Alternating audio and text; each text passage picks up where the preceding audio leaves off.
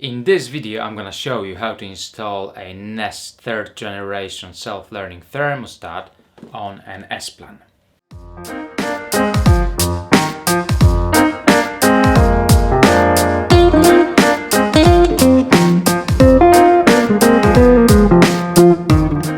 If you are new to my videos and you're interested in plumbing and heating, please consider subscribing by clicking the button below. S-Plan is a central heating and hot water system that uses a system boiler or a heat-only boiler and a hot water cylinder. Most of the time it's an unvented setup, but it also happens that you'll have an S-Plan installed on vented setups. Although vented setups most likely will have what's called a Y-plan that uses a 3-port zone valve. Y-plan zone valve looks like that, and if you're installing Nest on a Y-plan, click right here. It will take you to a separate video where I explain how to install Nest on a Y-plan. On an S-plan, you will have two 2-port zone valves. Those zone valves, they look like that.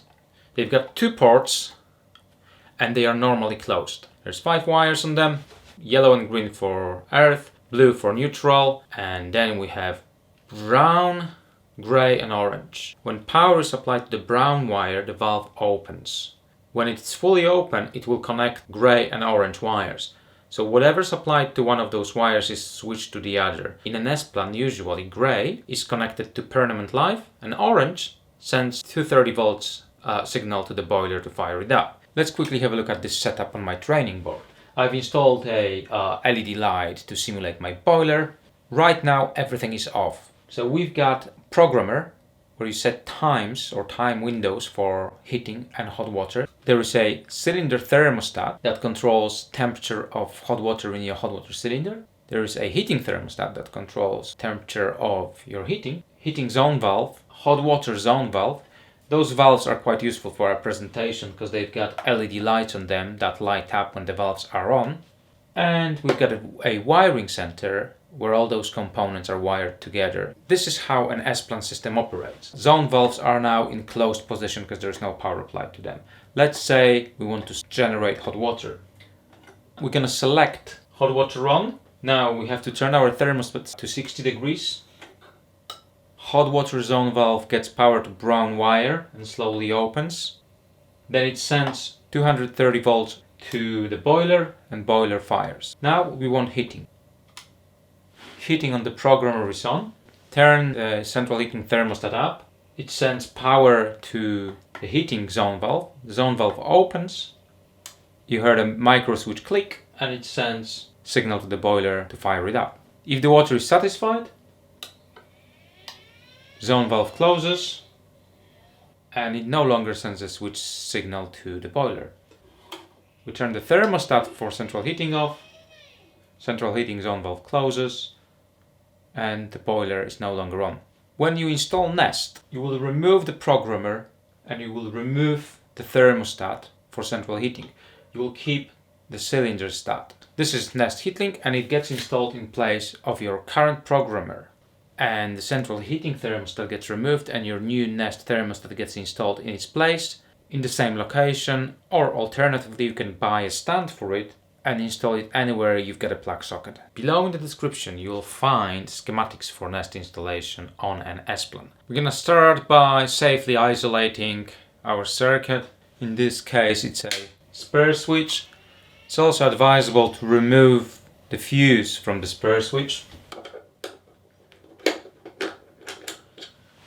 With power safely isolated, we'll remove the wiring center cover and we'll do some dead testing.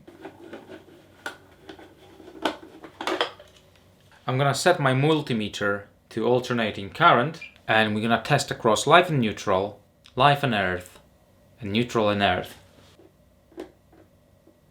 And that confirms that the circuit is no longer live and it's safe to work on. Now we're gonna remove existing programmer. It's usually held by 2 grab screws on the bottom. Most backplates are identical for most programmers. If you look at the backplate, we have 4 connections. Neutral and live, and then we've got connection 3 and 4, and those connections are for hot water on and heating on. What we have to do now is to transfer the wiring from the backplate to the Nest HeatLink.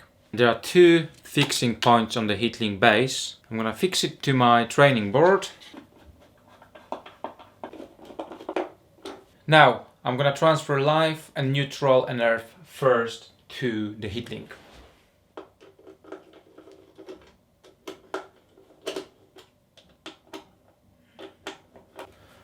Earth goes to the earth connection on the heat link, which is the third connection from the right.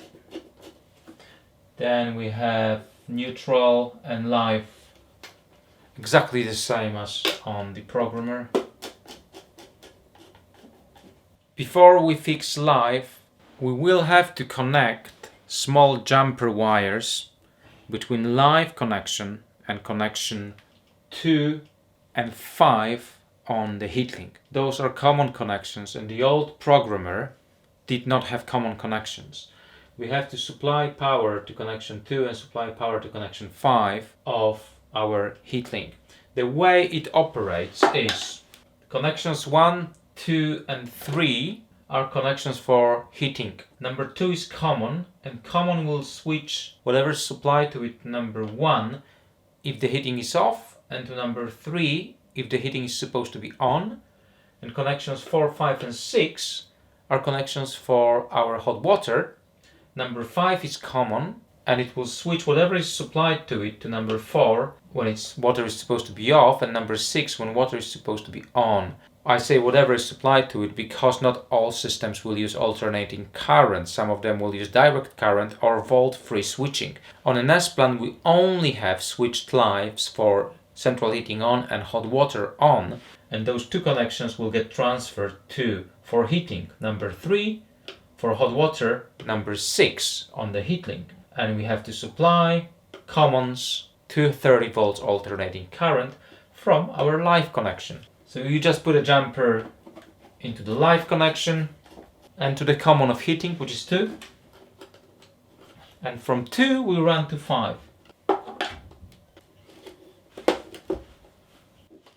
We have neutral and live supplied to the heat link, power supplied to number 2, which is common for central heating, and number 5, which is common for hot water.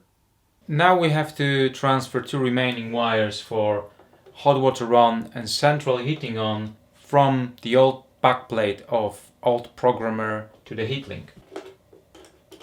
So I'm transferring brown wire from connection 3 from the old backplate to connection 6 on the nest, which is called for hot water. And I'm also transferring black wire, which was connection number 4 on the backplate, to connection number 3 on the heat link, which is heating on. Right now, call for heating, connection number 3 on the nest heat link, goes to the wiring center and connects to one wire going to the thermostat, and then the other wire from the thermostat goes to the heating zone valve brown wire. We have to trace those wires going to existing thermostat, disconnect them at the wiring center, and reuse them to power up our new nest. And I'm gonna show you how we do it now. On different thermostats there will be grab screws in different places. This is quite confusing, this one, because you have to remove the control and there's a small screw on the front of it. In this case we only have 2 wires. It's a 2-wire installation, but you might find 3 wires, which would be a neutral added to that wiring, or 4 wires with neutral and earth. Whatever it is, we're gonna remove all of those wires. We have to trace them back to the wiring center and disconnect them at the wiring center and disconnect them at this end. We're gonna start by disconnecting them at the thermostat.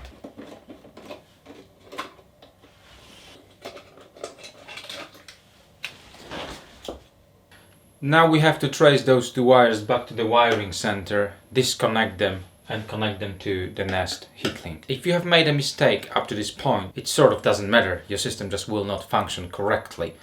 But if you make a mistake at this stage and you mix alternating current with direct current, you will fry your new nest. So pay attention and be really careful here. Okay, one of those wires will connect to the wire that's coming from the heat link from terminal 3, provided you wired it correctly.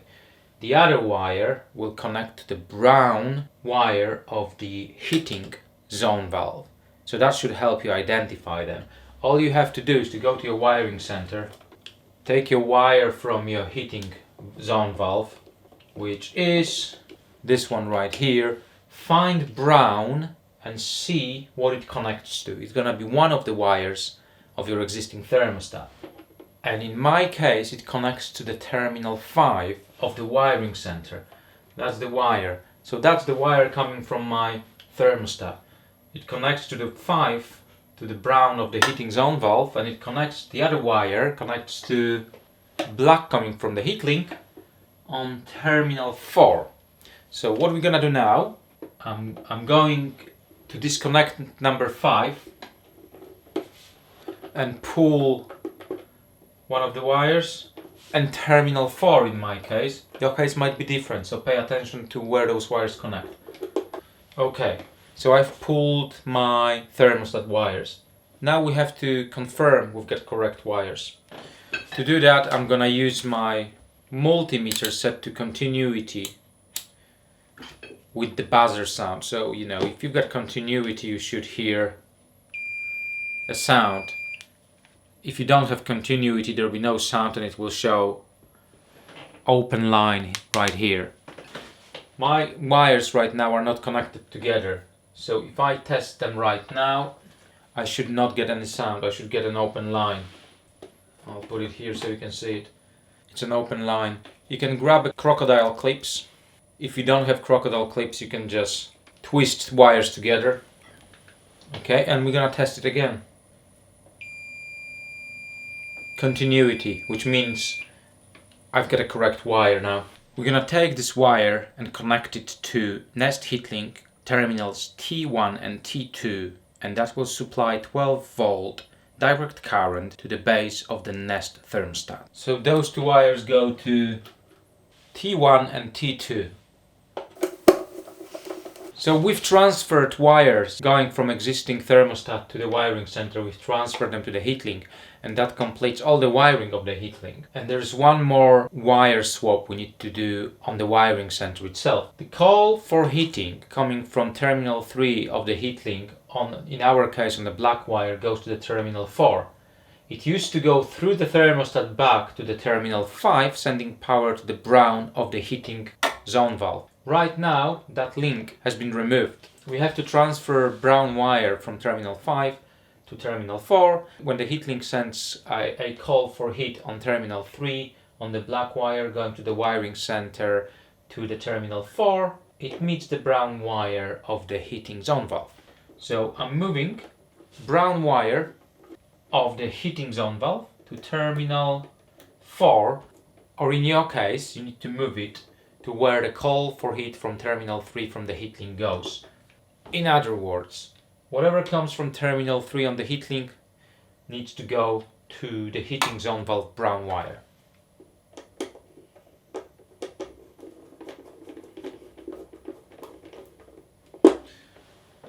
Next step is to install the thermostat base in place of the existing thermostat, so it will go right there on our board. In your case, your thermostat is probably in a remote location to your wiring center, so you have to use screws supplied, fix it to the wall, and connect wires to terminals T1 and terminal T2 on that little base.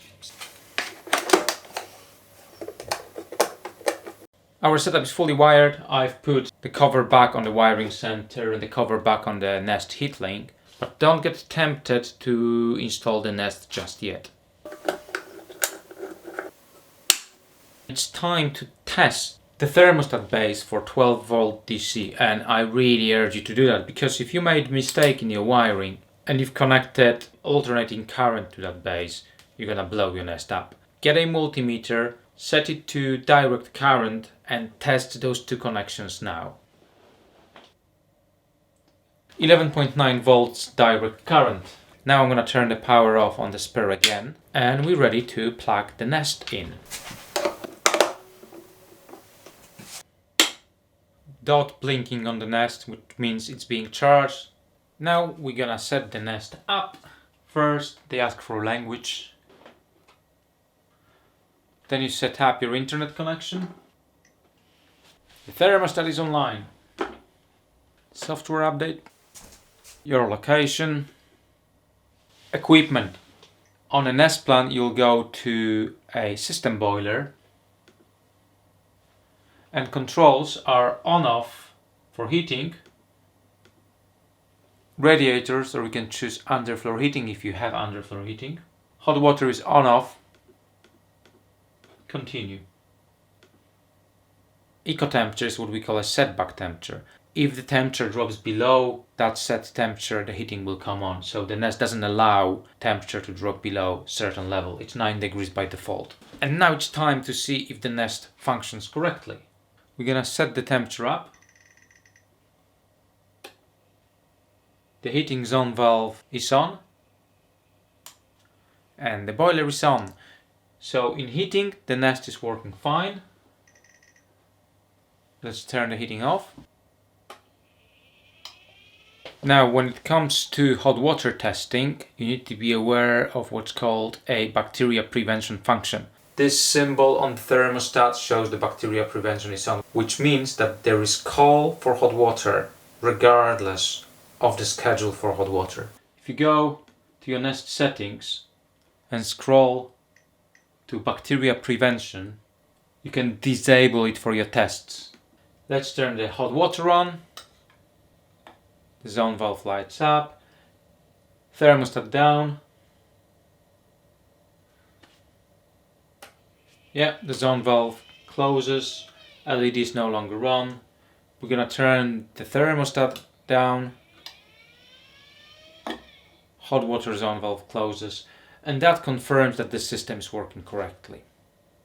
This concludes the video. I really hope it was helpful. I hope your installation went smoothly. However, if you run into any trouble, leave a comment below and some of more experienced viewers should be able to help you, or I will help to answer your questions as soon as I can. Consider subscribing, give us a thumbs up, and I will see you in the next video. Thanks.